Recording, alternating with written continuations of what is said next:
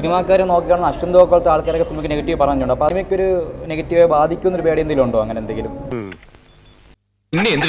ഇങ്ങോട്ട് കെട്ടിയെടുത്തത് ന്യൂസൊക്കെ വരുമ്പോൾ ഞാൻ നോക്കാറുണ്ടായിരുന്നു ഇദ്ദേഹം എന്താണ് പറയാൻ പോകുന്നത്. പിന്നെ എനിക്ക് മനസ്സിലായി ഇതിലൊന്നും ഒരു കഥയില്ലെന്നുള്ളത്.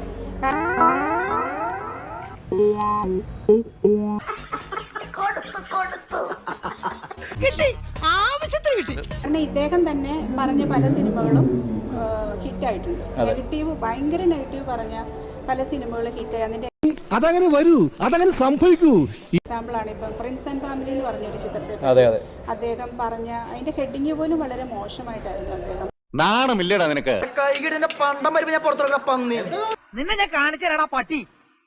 അവതരിപ്പിച്ചതും അതിലുള്ള ആക്ടേഴ്സിനൊക്കെ വളരെ മോശം രീതിയിൽ പറയുകയൊക്കെ ചെയ്തു.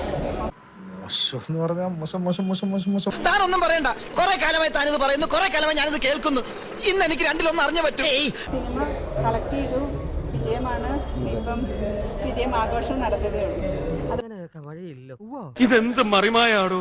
അതുപോലെ അതിന് മുൻപുള്ള 1-2 ചിത്രങ്ങൾ അദ്ദേഹം ഭയങ്കര പോസിറ്റീവ് പറഞ്ഞ ചിത്രങ്ങൾ എനിക്ക് തോന്നുന്നു അത്ര കളക്ട് ചെയ്തിട്ടില്ല. അപ്പൊ ഞാനൊന്നും ഓർക്കുന്നില്ല. ഇതേ ഇന്നൊന്നിലും തുടങ്ങിയതല്ല. ഇപ്പൊ എന്ത് പറ്റിയെന്ന് ചോദിച്ചു കഴിഞ്ഞാൽ ആൾക്കാർക്ക് ആ ഒരു വിശ്വാസ്യത പോയി. ആദ്യമൊക്കെ കുറച്ചൊക്കെ ഇങ്ങനെ, അദ്ദേഹം മാത്രമല്ല ഒരുപാട് റിവ്യൂവേഴ്സ് ഇങ്ങനെ പറയുന്നവരിൽ കുറേ പേര് ഇങ്ങനെ ടാർഗറ്റ് ചെയ്ത് പറയുന്ന പോലെ തോന്നാറുണ്ട്.